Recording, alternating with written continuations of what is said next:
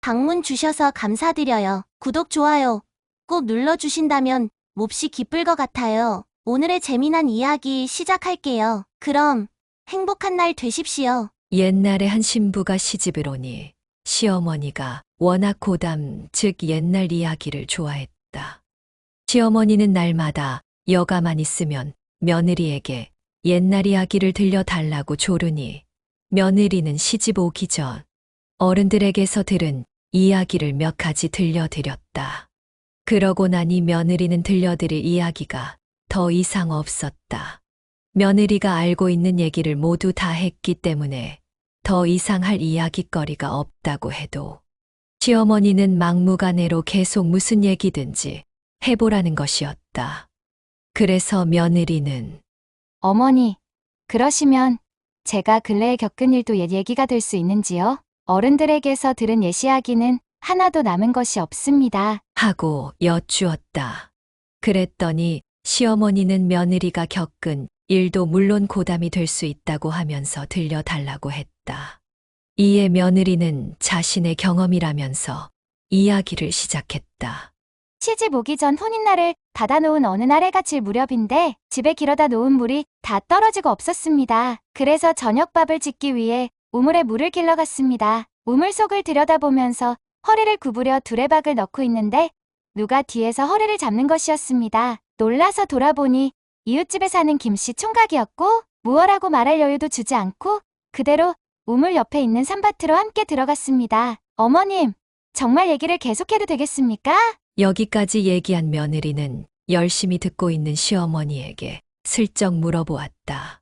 그러자 시어머니는 재미있는 얘기라면서 끝까지 들려달라고 했고, 그래서 며느리는 이야기를 계속했다. 산밭 가운데로 데리고 들어가더니 총각이 좋아하는 너를 그냥 시집 보내기가 아까워서 너를 내 것으로 만들려고 하는 것이니 가만히 있기만 하면 된다라고 말하며 제 한쪽 다리를 높이 들어 총각의 한쪽 팔에 걸었습니다. 저는 넘어질 것 같아 몸을 의지하며 머리를 그의 가슴에 파묻었는데 그 다음부터는 어떻게 하는지를 알 수가 없었습니다. 한쪽 손으로 제 엉덩이를 어당기고 어떻게 몸을 흔들어 움직이는 것 같았는데 저는 저절로 눈이 감기면서 말문이 막히고 사지에 힘이 탁 풀리는 것 같은 기분이었습니다. 어머님, 저는 아직도 그게 무엇을 한 것인지 모르고 있습니다. 저의 이런 얘기도 정말 어머님이 좋아하시는 고담이 될 수 있는지 그것조차도 모르겠습니다. 점점 이상한 표정을 지으면서 얘기를 다 들은 시어머니는 며느리가 처녀 때 정숙하지 못한 행동을 했다고 꾸짖으며 친정으로 돌려보내려고 했다. 며느리가 친정으로 쫓겨가면서 평소 가까이 지내던 옆집에 들러 작별 인사를 했다.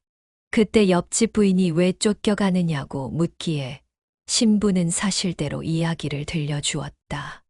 얘기를 들은 옆집 부인은 화를 내면서 그만한 일로 쫓겨갈 필요가 없다고 하며 이렇게 말해주는 것이었다. 세댁, 내 말 잘 들어. 세댁 시어미는 예전에 젊었을 때 북쪽에 있는 절의 스님과 몰래 재미를 봤어. 그것도 한두 번 실수로 그런 게 아니라 홀랑 빠져서 밤낮 없이 쫓아다녔단 말이야. 그래서 동네 사람들이 품행이 단정치 못한 여자의 대표라고 하여 조리돌림을 시켰거든. 커다란 북을 짊어지우고 크고 무거운 둥그런 부마맷돌을 머리에 이게 한 다음 군인들이 사용하는 긴 화살을 비녀 대신 머리에 꿰어서 이런 모습으로 온 마을을 돌아다니게 하는 조리돌림을 시켰었지. 그때 동네 사람들과 아이들이 쭉 따라다니면서 지고 있는 북을 치기도 하고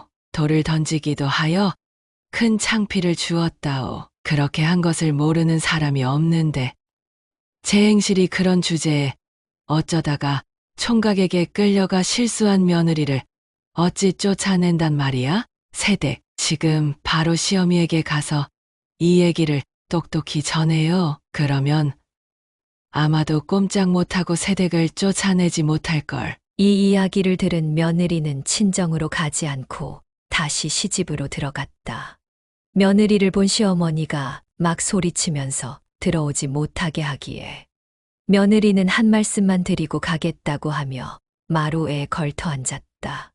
그리고 시어머니에게 조금 전 옆집에서 들은 이야기를 그대로 공손하게 얘기하니 시어머니는 화를 내면서 펄쩍 뛰었다. 그게 무슨 소리냐? 세상에 그런 불명예스러운 얘기를 너에게 했어. 그런데 당시 내가 짊어진 북은 커다란 북이 아니라 조그맣고 네모난 작은 소고였어. 그리고 머리에 인 맷돌도 서서 돌리는 크고 무거운 큰 맷돌이 아니라 한 손으로 돌리는 작은 맷돌이었고, 또 머리에 꽂은 것도 군인들이 전쟁에서 쏘는 그런 큰 화살이 아니라 무당이 귀신 쫓는 데 쓰는 작은 쑥대 화살이었단다. 그 옆편 내가 쓸데없이 아무것도 모르는 너한테 날 흉보는 소리를 했구나. 너 친정으로 갈 것 없이 오늘부터 우리 집 안에만 틀어박혀 꼼짝 말고 일이나 해. 이렇게 말한 시어머니는 며느리를 나무라지도 않았고 이후로는 옛날 얘기도 들려달라고 하지 않았다 한다. 끝까지 시청해 주셔서 감사합니다. 더 좋은 이야기를 준비 중에 있습니다.